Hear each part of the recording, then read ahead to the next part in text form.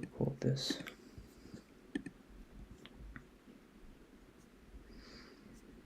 Okay, alhamdulillah. Assalamu alaikum wa rahmatullahi wa barakatuh, everyone. This is our second critical conversation.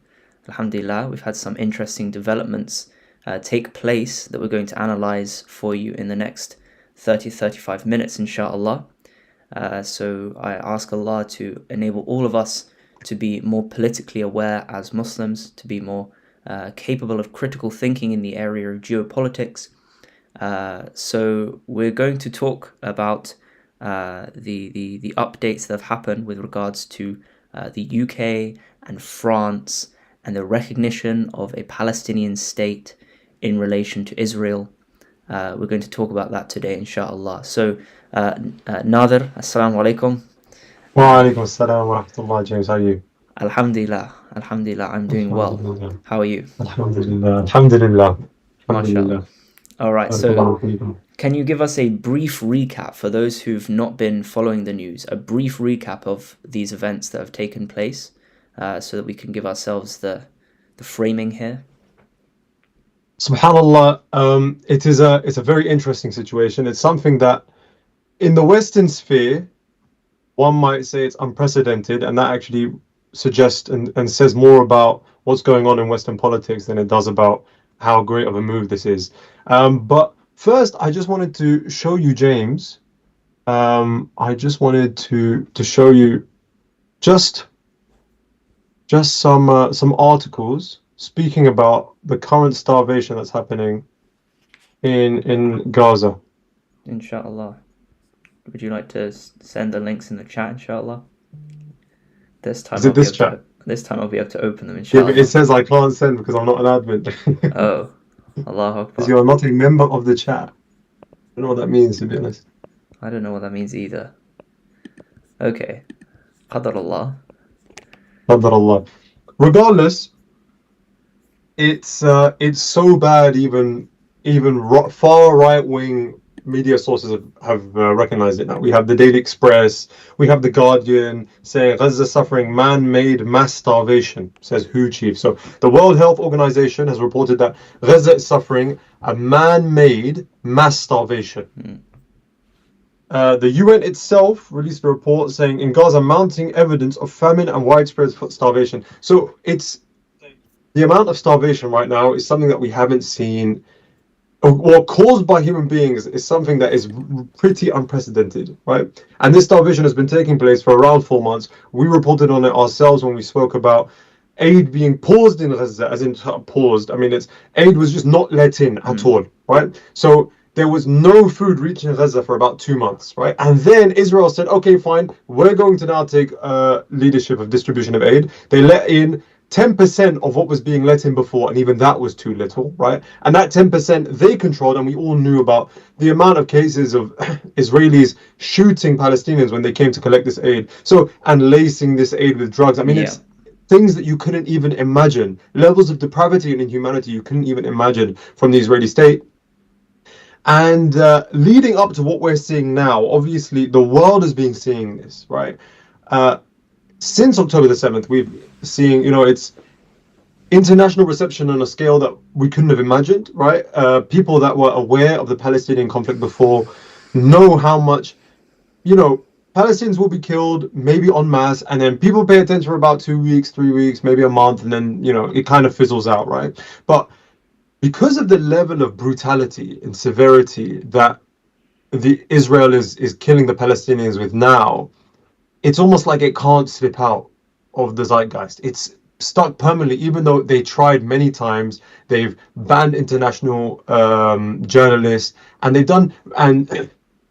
they've stopped things being able to leave Gaza in terms of information. But still, I mean, it's so severe and it's so depraved what they're doing that it's natural that it's not going to be able to slid out of the local zeitgeist. And then also about 2 weeks ago, Israel legislated it, put within its legislation the annexation of the West Bank. This is we knew, all of us knew, that there was no such thing to Israel as a two-state solution, that it was just temporary measures in order to take over all of Palestine. And actually, I mean, Israel has made it clear publicly, right? So 2 years ago, of their project of the wider Israel, the greater Israel, encapsulating the vast majority of the Arab world, right? Uh, it is that stage that sets a precedent for what's going on now. Israel, like we said 2 weeks ago, doesn't care too much, or sorry, it does. It never cared, right? But formally now, it's basically recognized that through the legislation that it's put in place to annex the West Bank, it's basically recognized. This is an informal recognition on a formal scale, if you can understand what I'm saying, of their disregard for any sort of two-state solution. Right. So And then then, we've had these developments in the last few days. yeah, How as France and the UK, how have they responded to this and this again, the problem becoming so massive that even their attempts in the media to downplay it, it's almost beyond their ability to control, as you say. So how have they responded to this?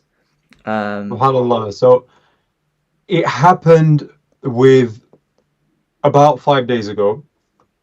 Emmanuel Macron, the leader of France, and just to set a backstage understanding, countries that don't recognize Palestinian state are in like an incredible minority, as in 149 countries already recognize a Palestinian state. Generally, Western Europe and America don't, right? And the amount of things that we've seen from America vetoing UN resolutions in order to block anything pro-Palestine. And so Emmanuel Macron, who you and I both know, and I think a lot of the audience knows, is pretty anti-Muslim. He's anti-Islam in his sentiment. The French kind of mindset, the French paradigm is that your Frenchness should supersede everything else, even your relationship with God, which as Muslims, we obviously see that that's the most important thing that you could ever have, right? And that's the purpose of life. And they're saying that, no, your identity as a Frenchman should supersede all of this. And so they've obviously made legislations to go against Muslims in that way. Emmanuel Macron himself, who has done so many things that are anti-Islam, Islamophobic. When you have Emmanuel Macron himself stating that he's going to recognize a Palestinian state, and he said it upon conditions that were not a little bit, that were ridiculous. Some of those conditions being that. Those conditions basically putting even further restrictions upon really the Palestinian right for self-determination. But still, that move being taken by Emmanuel Macron tells us two things. Firstly, it tells us how bad it is, right? How bad Palestine is that someone that's anti-Muslim, that's anti-Arab, or France, let's say anti-Muslim and anti-Arab, right? This person is now recognizing a Palestinian state. It tells us how bad the situation is, that even someone like that has to recognize a Palestinian state. And also it tells us, and this is probably a far bigger factor in his decision making, is the pressure that he's facing on the ground from his own people, the tremendous pressure that just the general French people are putting on him. It's the level of depravity that's going on in Gaza at the hands of the Israelis is too much to be denied, right? And already any leader that has sided with this conflict is going to be put on the wrong side of history. But they're trying to claw back at any sort of remnants of their image, right? And so, also, you have to appease your public to a degree, right? So it's gotten so bad that even Emmanuel Macron had to do that. And that was about 5 days ago. About 5 days to a week ago.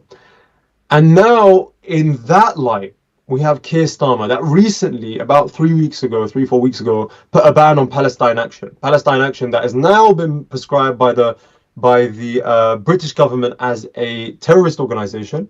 The prescription of Palestine Action as a terrorist organization was quite iffy, right? I mean, regardless, it's Palestine Action. What they did was, according to many people, not aligning with terrorism. But what they did is they put in the prescription of Palestine Action some group called something like the Monstrous Murderers, some insane groups they piled Palestine Action with, right, in order to put this ban on Palestine Action through. So it's been prescribed as a terrorist organization by the British government. And in that context, about 4 weeks ago, right, he did that. So Keir Starmer hasn't really shown any sort of pro-Palestinian sentiment, right? In fact, we all know when the conflict started after October 7th, he was supporting Israel's right to blockade any sort of aid going into Gaza. So it's that bad, right? But in light of that, Keir Starmer has now, and we'll speak about why he has afterwards, but Keir Starmer has now actually said that he will recognize Palestine as a state in September unless Israel does moves to stop to go for a ceasefire and to stop or essentially to allow the aid in. And am I able to send you something on the chat, because it's an important video that we Is this go the over? video? I've got this one prepared. This one is pre-prepared. This was his video of his speech, correct? Yes, I have exactly. a short version here, so inshallah we can see this. Viewers can see this. October 2023, Hamas perpetrated the worst massacre in Israel's history. Every day since then, the horror has continued. The hostages are still being held today. The Palestinian people have endured terrible suffering. Now, in Gaza, because of a catastrophic failure of aid, we see starving babies, children too weak to stand, images that will stay with us for a lifetime. The suffering must end. I just want to pause it there. I know maybe we'll go with some analysis of this video at the end, but just to point out some of the rhetoric that is going in here. The fact that he opens this address with a condemnation of Hamas, with October the 7th, but the phrase that stood out to me was a failure of aid. A failure of aid. Okay, it's important to note that it's the way that's framed is as if it's like technical difficulties. You know, we really wanted to send the aid, but there was a failure. Something was outside of. This is completely, as you mentioned, is against what is clear, that the aid is being controlled by Israel, and whether it gets in or not is completely up to them. And It's they're not a holding failure at all. Palestinians in basically cattle pens, and they're mowing them down with guns when they go to get the aid, and they're lacing. It's not a failure of aid, right? It's an intentional starvation of a population, Yeah. right? And you're right, when he opens the address with a continuous condemnation of Hamas and October 7th and the hostages, but then we're seeing, the latest estimates are 60,000, right? What were the estimates about a year and a half ago? 50,000. So you're telling me in that time, in about a year and a half, 10,000 people have died. I've probably seen more people die on videos than 10,000 people. We're looking at more realistic estimates within the hundreds of thousands, and Hamas is the first one getting condemned, right? That being said, can you please continue the video? Because it tells us the conditions. I think we'll if we see moments, just let me know if you'd like to make comments as we go through. I think it's probably helpful for people if we kind of analyze as we go through. Let's continue. Yesterday I discussed this with President Trump, and we're mounting a major effort to get humanitarian supplies back in by air. And UK aid has been airdropped into Gaza today, and crucially, by land. We need to see at least 500 trucks entering Gaza every day. But ultimately, the only way to bring this humanitarian crisis to an end is through a long-term settlement. So we are supporting the US, Egyptian and Qatari efforts to secure a vital ceasefire. That ceasefire must be sustainable, and it must lead to a wider peace plan, which we're developing with our international partners. This plan will deliver security and proper governance in Gaza, and pave the way for negotiations on a two-state solution. Our goal remains a safe and secure Israel, alongside a viable and sovereign Palestinian state. But right now, that goal is under pressure like never before. I've always said that we will recognise a Palestinian state as a contribution to a proper peace process at the moment of maximum impact for the two-state solution.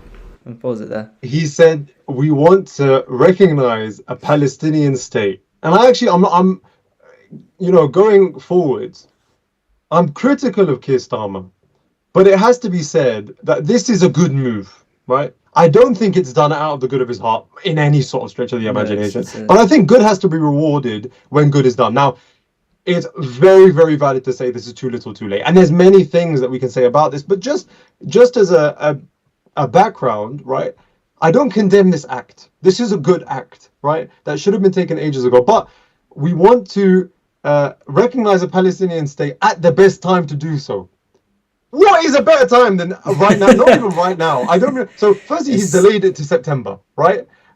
Secondly, why didn't he recognize it 2 years ago? Why didn't he recognize it when these 149 countries recognized it? Right. It's not the first time that we're going round in this cycle where, because the seemingly the justification here is, this is going to be if we make this push now, it's going to help with peace process. Well, this is not the first time that a ceasefire has had to be negotiated. It's not the first time that we've had to try and that they've had to try and attempt to bring some reconciliation in what's going on.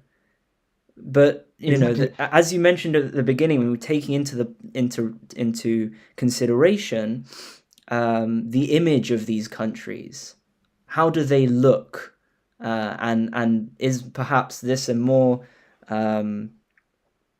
more appropriate underlying reason for why they put their themselves in with this strategy at this point, not wanting to look bad, not wanting to get more bad press from the people that maybe traditionally will have voted for them, the sort of politically minded, perhaps left-wing activist types who would support Palestine, who maybe have found themselves voting for Labour in the past, maybe feeling a taste of bitterness in the way that the Labour government has dealt with the situation, has responded to it.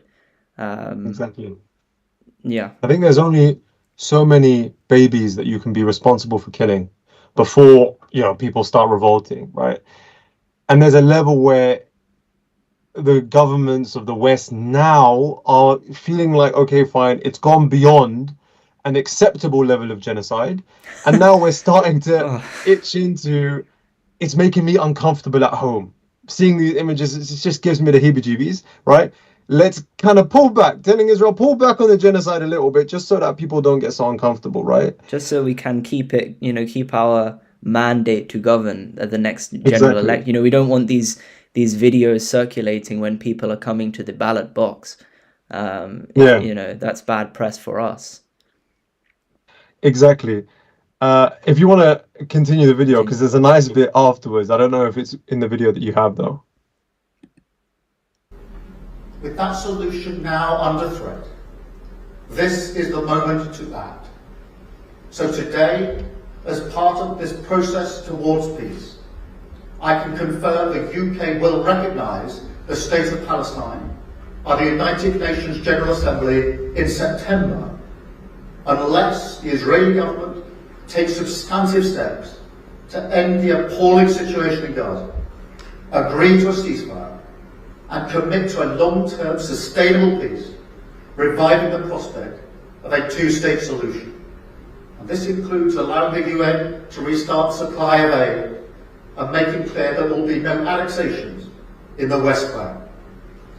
Meanwhile, our message to the terrorists of Hamas is unchanged and unequivocal. They must immediately release all of the hostages, sign up to a ceasefire, disarm, and accept that they will play no part in the government of Gaza.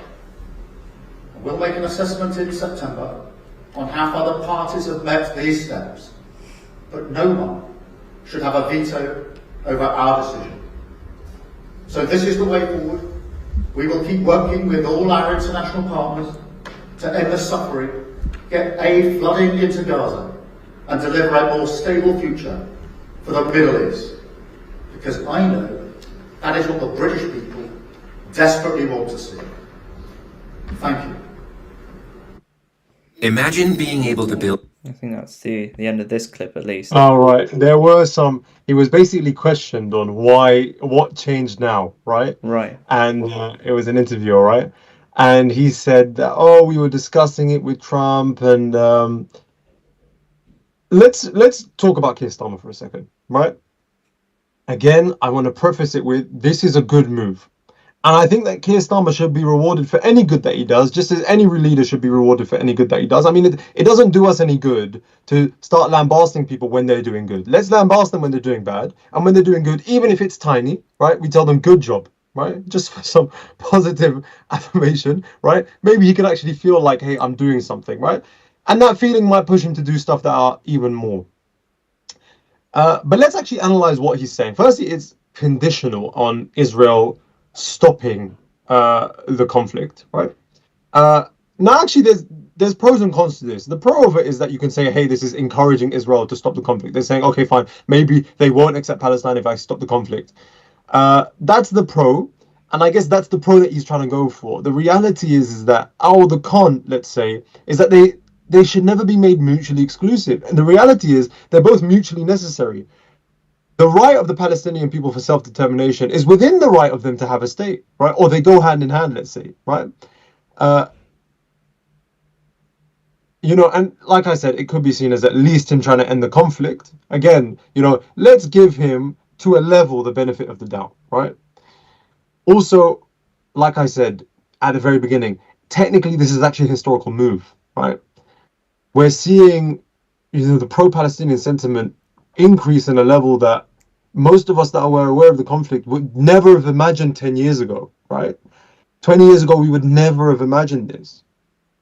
So in a sense, that's a good thing, right? But that actually reflects far more on British politics and how evil it's been in its terms of international policy and how much Israel has its teeth in, the British policies. That reflects more on that than it does on how good of a move this is. I mean, to be honest, this is actually the bare minimum, right?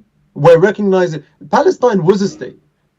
Israel came and colonized. I mean, this point you make about the conditionality is important. I mean, to me, the way that the whole speech was framed, that he came out, in a sort of apologetic way, in a sort of, yes, we've got this tiny moment where we're going to say something that kind of is standing up to Israel just a little bit, but the rest of the speech is going to be packed with things that say, oh no, please don't be too angry with us. I'm still, we're still your chum. And I think really the delay as well. I mean, perhaps there is bureaucratic reasons. Maybe this is how the process works. And that time delay is there for that reason. But do you think that he said that we're going to reassess whether the parties have made progress? Do you think that they would ever do this, actually go through with this recognition? Or do you think they'll find some... I mean, so to say, you say that it's a good move, but it's like, is it all fluff? Is it something to save face? Is it something to... put some pressure on? But I mean, that's the point, that it's just a pressure tactic on Israel. The United Kingdom that's committed to these kinds of principles of free self-determination and statehood. But it's just a tactic in our negotiations, in our international power play with Israel, that we're going to use what perhaps might be to them something precious in terms of values, that it's not really like that. It's just something. It's another card we can use to sort of make ourselves seem good and get what we want from international politics. I hope it's not superficial, right? That's maybe an unrealistic hope, because the reality of it is similar to what you're saying, is that when they reassess, how are you going to reassess, right? Oh, Israel reports that it hasn't killed anyone. Yeah, I mean, of course they report that, right? Israel reports that they haven't bombed any kids. Okay, all right. So that's one way, right? there is a possibility that they do accept a Palestinian state. But even in that case, right? Even in the case where, because I don't think there's a big possibility that Israel stops its genocide, right? Or it means even if it does, it won't really be for this reason. I don't suspect so. But it's a good step to be taken. But that being said, Trump or the USA, they need to agree to this, because they need to agree to the recognition of a Palestinian state, because if not, then this will go to the US Security Council, and then the US will veto it, like they veto so many decisions, right? And then Palestine won't be recognized. So the US has to be on board for Palestine to recognize this, or for Palestine to be internationally recognized. And so if they know that the US isn't on board, or even if they, like, at the end of the day, it kind of falls on the US's head. It's very much saving face, right? That's what it seems like. But to a degree, saving face is at least there is some saving face. Maybe I'm being too positive here. But let's look at why Starmer would do this. I mean, I'm not convinced for a second that Starmer cares about the Palestinian people. He didn't care when they were being bombed to smithereens, and they're still being bombed to smithereens. What's changed? Jeremy Corbyn has set up a new party. And so there's obviously that pressure from the left, right? Where those traditional left voters that liked Jeremy Corbyn, but when he left the Labour Party, couldn't have anyone else to vote for, so they had to vote Labour. Now they have Jeremy Corbyn to vote for in his own party, and so that you can kind of say, okay, fine, let's vote for Corbyn. And so he's trying to claw back those votes. Another one, and I think this is the biggest one, right? Global attitude. The marches, as much as, and the protests, as much as they never get mentioned in the media, everyone's aware, right? It's almost like the sleeping giant, right? And people are seeing it, and the world's governments are seeing it, and there's a level where they have to appease their own people, right? So to those people that say protests and marches and any sort of activism on social media doesn't do anything, it actually does. We wouldn't have reached at least this stage if it didn't, right? And we wouldn't have seen, the horrendous sights that are coming out of Palestine if it wasn't for that. Actually, there was pressure even coming from politicians, and this is showing politicians notoriously don't represent the people when it comes to Palestine, right? They definitely don't represent the people when it comes to Palestine. Even now, there's 250 MPs pressuring Starmer, and within his own cabinet, right? There's people pressuring him to do this. So it's definitely pressure that he's facing largely from the people, even from his MPs, and obviously the MPs doing it is a reflection of how dire it's become in the eyes of the people. The global attitude, Jeremy Corbyn. Also, Starmer waited for Macron. It's a bit of a cowardly move. I mean, there's plenty of reasons to hate Macron, and they're very, very valid. And even Macron, I mean, if we say that Macron is more moral than you, is a very low bar, right? But it's such a cowardly move that he has to wait for Macron to do it, because he's too much of a coward to do it himself, right? Even he was speaking about it before, and he was saying, we don't want to recognize Palestine until a ceasefire has been reached. What's going to cause a ceasefire to be reached? I mean, Israel, currently, it's very clear that they're not trying to stop, and they're just trying to blow up Gaza to smithereens and then take over it. Like I said, these leaders, partially, them and their countries don't want to be remembered on the wrong side of history, right? But again, we should still reward good where it's done, and this is a good move. And it's something that Starmer should be rewarded for, right? Because even if it's done to save face, and even if it's done to we're not desperate, but we should reward good where we see it, right? Us as Muslims, we're not desperate. People that support Palestine, we're not desperate for support. But wherever there is legitimate things that can actually make a difference, we should say, hey, that's a good move, right? Even if we shouldn't accept that as enough. We should always keep fighting for more, but we should also accept that something has been done, right? Also, and this is mentioned, is that Germany and Canada could follow suit. So it could be something that causes further international recognition of Palestine, which obviously goes step by step in order to essentially free Palestine. And I just want to go away from Starmer now, look at the situation itself. Firstly, with the Oslo Accords, the Oslo Agreement, that should have been a consequence in of itself of Palestinian statehood, right? The fact that it isn't is, obviously Israel knew they were playing a game of empty words, right? But it's very disingenuous, and we shouldn't be fighting for Palestinian statehood. We should be fighting for those people to stop being killed, right? Also, and many people have validly said, this is very obviously a distraction, right? is that, okay, fine, let's fight for Palestinian statehood. They're still dying over there, you know? Stop them being killed, because at the time, maybe it takes you 2 years to get Palestinian statehood. In that time, all of the Palestinians in Gaza might be dead, right? I mean, There was a there's time when also we were saying, kind of vagueness in the way that I mean, again, granted, this is the nature of this kind of speech is that it has to be kind of brief and it's supposed to be uplifting, I guess, or kind of inspiring, or it's not a. I grant that it's not a kind of complex and technical, detailed some kind of publication that really outlines their thoughts and their plans. So perhaps there are details there that aren't being mentioned. But the way he speaks about a peace process and recognition of a state and these things, it's quite vague. It's sort of in the ether, in the distance somewhere.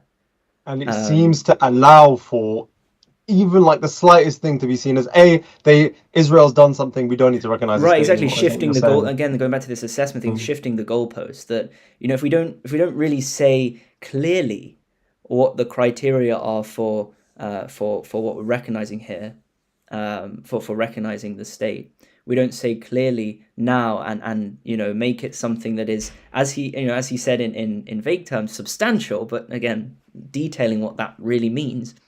And Then they can Israel, change by the way, what the standard is later on, so they can back away from it if needed.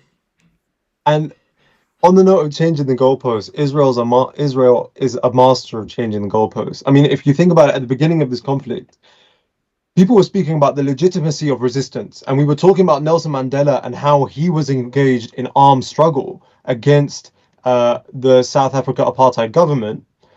And that was what we were talking about initially. And now the goalpost has shifted so much that we're like, please stop starving kids, right? And those were going to be the images that I sent you at the beginning, which is the amount of babies and reports recently of a baby that was weighed less 6 months after being born than she did at her own birth, right? From the degree of starvation. And I saw pictures and their skin is stuck to the bones. You can see the bits that protrude out of their spine, and you can see every single line of the rib cage. It's insanity, and it's come to that level, right, where Israel essentially acts so bad, where you say, please just stop doing that, right, and then we'll be satisfied. And reality is, we shouldn't be satisfied, and we're not going to be satisfied. Inshallah, it's pushed so far that they've started an irreversible shift to permanently move towards a free Palestine. I just want to quickly talk about the situation itself very briefly.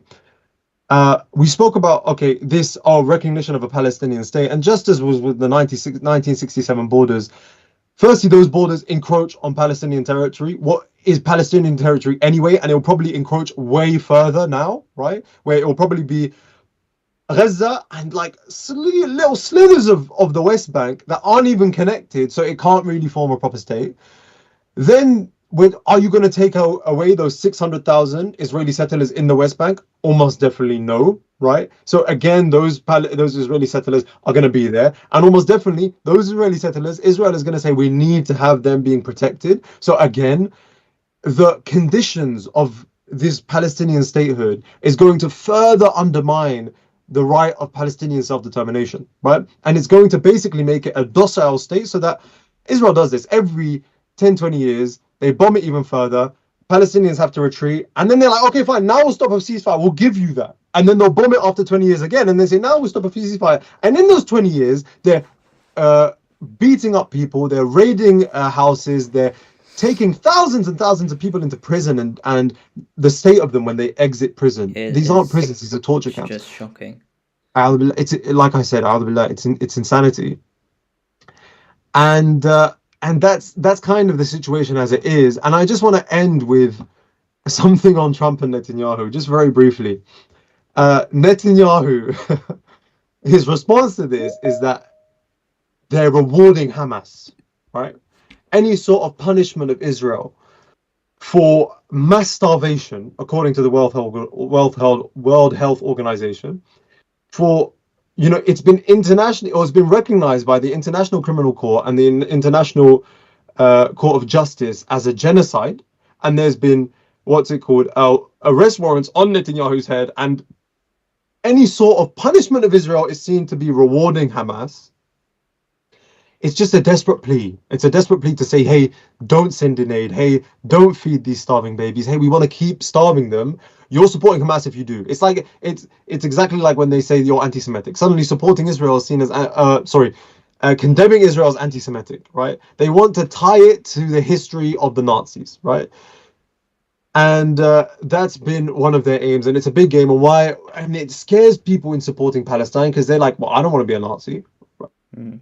It's something that they use to terrify people, and it's something that they've been doing, and that's actually why it's interesting to me that Germany is seen to be possibly on the step of recognizing Palestinian statehood, because Germany itself is they have their balls twisted by the history of Nazi Germany, right? And obviously they should be condemned for Nazi Germany. That was an act of immense horror and inhumanity, right?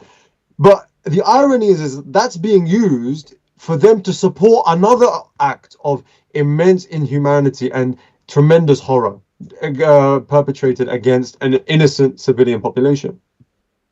And actually, I wanted us to watch the video, but in the interest of time, we'll skip it. But Trump had a bit of a soft attitude to this. On one hand, he definitely said, hey, I see this as rewarding Hamas. I'm not going to be doing it. But at the same time, he said, Macron is a good guy. And I think he said something about Starmer being a good guy. And he said, I don't have to agree with them in everything that they do. So it wasn't a severe and direct condemnation. Trump is definitely playing the fence here.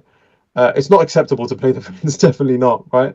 But for Israel's biggest ally, it's just funny to see, right? Again, there's no excuse for Trump not playing the fence. And like I said, there's a level in which you can say, hey, how much of this is just pandering? Because if America doesn't support it, they'll just veto it, and then it won't get Palestine won't get international recognition. But let's see this what it is.